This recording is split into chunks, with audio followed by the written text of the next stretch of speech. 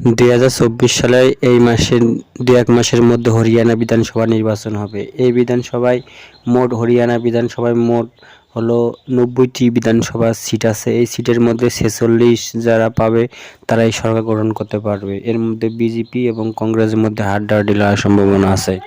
2024 সালের লোকসভা নির্বাচনে হরিয়ানা মোট 10টি লোকসভা আছে, 10টির মধ্যে 5টা এখানে বিজেপি দখল করে এবং ভোট শতাংশ পায় 46.11%।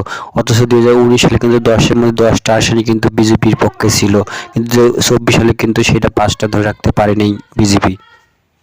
2024 সালের লোকসভা নির্বাচনে কংগ্রেস এখানে 10টার মধ্যে 5টা আসন দখল করে এবং ভোট শতাংশ 43.67% ভোট পায়।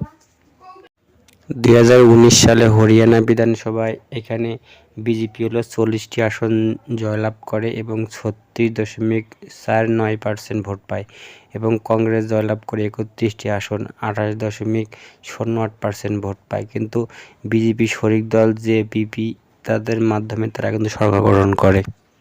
বিজেপি শরিক দল 2019 সালে এখানে জেপিপি তারা 10টি আসন পায়। এর মাধ্যমে বিজেপি শরিক দল নিয়ে হলো বিধানসভা নিয়ে এখানে বিজেপি সরকার গঠন করে।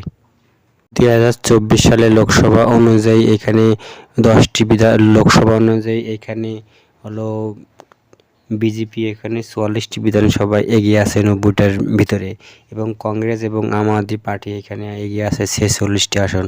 অর্থাৎ 2024 সালে যে বিধানসভা লোকসভাটি হবে খুব হাড্ডাহাড্ডি লড়াই হবে এবং দেখা যাচ্ছে যে এখানে কংগ্রেসের অনেক এগিয়ে আছে, কারণ কৃষক আন্দোলনের উপর ভিত্তি করে কিন্তু অলরেডি কিন্তু এগিয়ে আছে হলো কংগ্রেস। দেখা যাক কি হয় সামনের দিকে। যদি চ্যানেলটা আপনাদের ভালো লাগে থাকে সাবস্ক্রাইব করে রাখবেন।